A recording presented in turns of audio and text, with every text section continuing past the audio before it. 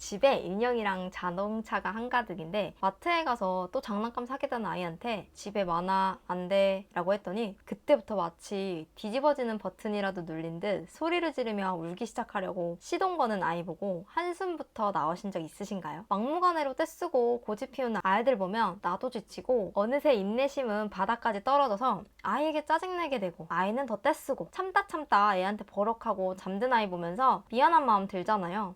아, 내가 육아를 잘못하고 있나 하는 생각이 들죠. 저도 그랬거든요. 떼쓰는 아이 훈육, 해결 방법 찾아봐도 뭔가 실제 경험이 아닌 다들 원론적인 이야기만 하는 것 같고 아이를 향해 너무 화가 난 상태의 단계에 이르는 저한테는 잘 와닿지 않더라고요. 오늘 영상에서는 아이가 떼쓰는 진짜 이유 그리고 어떻게 훈육을 해야 올바른 훈육인지 내가 아까 발달 심리학에 근거한 그리고 실제 3살, 6살 아이를 키우면서 경험한 내용까지 함께 알려드릴게요. 오늘 이 영상 끝까지 보시면 육아가 조금은 수월해지실 거예요. 올바르게 아이 키우는 법을 공유하는 우당탕탕 초이네입니다. 아이가 떼쓰고 고집 부리는 진짜 이유요? 궁금하시죠? 저는 이렇게 생각했어요. 아, 어릴 때부터 그냥 너무 오냐오냐 들어줘서 그런가 싶다가도 너무 엄격하게 안 된다고만 했나 싶다가도 왜 이렇게 뗐을까 싶더라고요. 그런데 대다수의 전문가들이 공통적으로 하는 이야기가 있었는데요. 그 이유는 바로 미운 4살의 미성숙함을 꼽더라고요. 그 중에서도 정신과 의사이자 23만 유튜버 정우열 선생님의 책 육아빠가 나서면 아이가 다르다 에서 보면 이런 말이 나오는데요. 정신, 신체 기능이 발달하면서 내 마음대로 할 수 있는 것들이 늘어나 한참 신이 나 있는 상황에서 부모가 그것을 안 된다고 막으니 좌절과 동시에 분노가 일어난다. 하지만 아이는 아직 왜 안 되는 것인지에 대해 이해할 만큼 분노를 억누르며 감정을 조절할 수 있는 뇌가 발달하지 못했다라고 적혀 있어요. 즉, 이 시기의 아이들은 의욕과 욕심 폭발했는데 신체적인 소근육이나 감정을 조절하는 정서 능력이 턱없이 부족한 거죠. 옷 지퍼를 채우고 싶은데 뜻대로 안 되고 엘리베이터 버튼을 누르고 싶은데 키가 안 닿고 그 순간 아이가 느끼는 좌절감과 분노는 상상 이상이라고 해요. 욕구는 100인데 본인의 능력은 20이니 그 갭에서 오는 스트레스를 떼쓰기와 자지러지는 울음으로 폭발을 시키는 거죠. 쉽게 말해 나는 하고 싶다는 많아지지만 때로는 참아야 한다는 건 아직 배우지 못한 상태인 거죠. 여기서 제가 절대 이렇게 하지 마세요 라고 말씀드리고 싶은 게 있는데요. 아이와 싸우지 마세요. 첫째 초이가 4살이 되어 한창 때가 절정에 달했을 때 둘째 초이까지 태어나면서 그 고집을 누구도 꺾을 수 없을 정도로 된 적이 있거든요. 그때 친정엄마가 저희 집에 와 계셨는데 저한테 매일 하신 말씀이 있어요. 첫째 초이랑 싸우지 마라, 맞서지 마 였어요. 대부분의 부모님들은 아이가 마트에 누워 울거나 집에서 소리를 지르면 더 강력하게 이러면 안 된다고 했지, 정리 안 하면 장난감 다 버릴 거야 라며 설명을 하거나 훈계를 하잖아요. 근데 이건 이미 좌절감으로 인해 감정이 불이 난 상태에 아이의 뇌를 두고 불 끄지 않으면 혼나, 혼자 스스로 불 꺼 라고 말하며 기름을 붓는 거라고 해요. 아무리 옳은 말이어도 아이의 뇌에는 닿지 않는 거죠. 사실 이건 어른도 마찬가지잖아요. 도움이 되는 말이어도 내가 감정적으로 들을 준비가 안 돼 있으면 아무 소용이 없는 것처럼요. 그렇다면 불타는 아이의 뇌를 어떻게 꺼줘야 할까요? 하버드 아동발달센터의 공식 연구보고서에서 찾아낸 답은 의외로 단순했는데요. 바로 조용하고 낮은 목소리, 그리고 가벼운 신체적 접촉이었습니다. 이 2가지가 자극되는 순간 과열되어 있던 아이의 감정뇌 활성도가 눈에 띄게 뚝 떨어졌습니다. 논리와 말이 먼저가 아니라 몸과 감각이 먼저였던 거죠. 예를 들어볼게요. 블럭을 쌓고 놀고 있는데 블럭이 쓰러져서 아이가 바닥에 엎드려 발을 구르고 블럭을 던집니다. 그리고 소리를 지르기 시작해요. 그때 부모도 사람인지라 욱해서 목소리가 커지기 쉽잖아요. 누가 블럭 던지래? 그만해. 계속 그러면 블럭 장난감 치울 거야. 이러면 아이는 더 크게 울더라고요. 이때 진짜 다 내려놓고 딱 하나만 기억하세요. 지금 내 앞에 있는 아이는 고작 4살이다. 뇌가 잘하고 있다. 그러면 아이를 향한 짜증이 조금은 수그러들더라고요. 아이와 눈높이를 똑같이 맞추고 목소리 톤을 평소보다 한 톤 낮추고 조용히 한마디 하세요. 엄마 여기 있어. 속상했구나. 설명도 훈계도 다 빼고 그냥 이 말만 반복하며 지켜보세요. 그래도 안 된다고요? 그러면 더 기다려주세요. 아무것도 하지 말고 기다려주세요.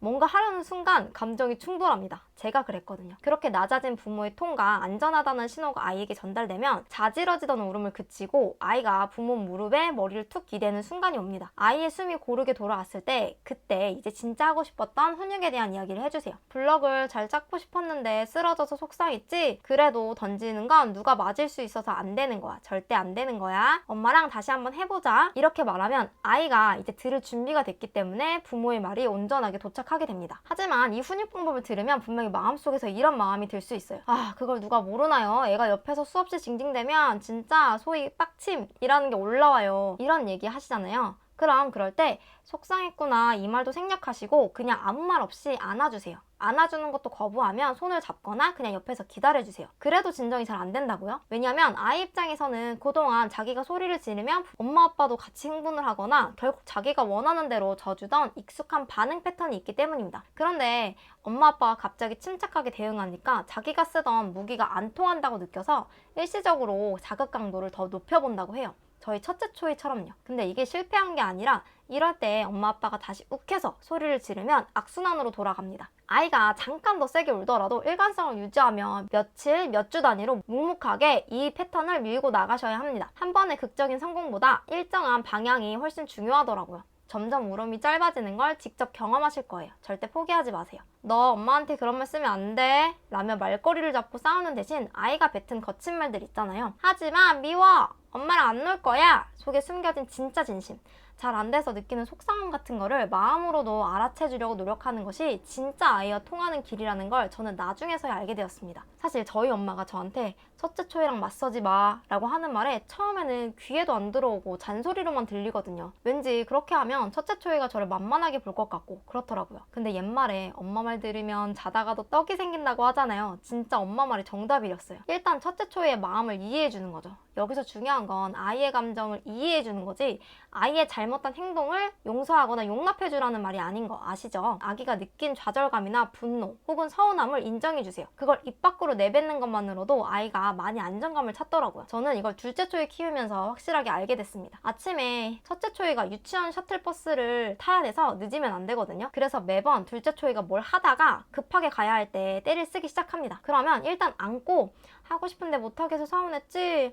아 서운하지. 이 말을 반복해서 데려가면 그래도 쉽게 진정되는 거 보고 아 내가 이 쉬운 걸 왜 첫째 초에 키울 때는 몰랐을까 생각해봤거든요. 그때는 저도 엄마가 처음이라 여유도 그리고 이럴 생각할 겨를도 없었더라고요. 이 영상 보고 내일부터 아이가 사소한 일로 발을 굴고 울기 시작하면 딱 이거 하나만 기억해주세요. 아 이것저것 다 떠올리지 말고 내 앞에 있는 아이는 아직 자라고 있는 과정에 있는 4살밖에 안 된 미성숙한 아이라는 것 잊지 말기. 이거 하나면 되는 것 같아요. 나중에 아이가 조금 자라서 기억하는 건 차갑고 옳은 훈계의 말이 아니라 아마 자지러지게 무섭고 혼란스러웠던 순간 나를 따뜻하고 조용하게 감싸 안아주었던 엄마 아빠의 품, 그 온기 하나가 아닐까 싶습니다. 오늘 영상이 매일 밤 미운 4살 아이와 눈물겨운 사투를 벌이고 계실 엄마 아빠 부모님들께 작은 터닝포인트가 되었길 바랍니다. 다음 주에도 실제 6살, 3살 두 아이를 키웠던 경험을 바탕으로 부모님의 양육 스트레스는 줄이고 아이의 자존감은 2배로 키워줄 수 있는 더 유익한 현실적인 가이드로 찾아올게요. 오늘 밤은 부디 평온하고 행복한 육아 퇴근 하시길 바라겠습니다.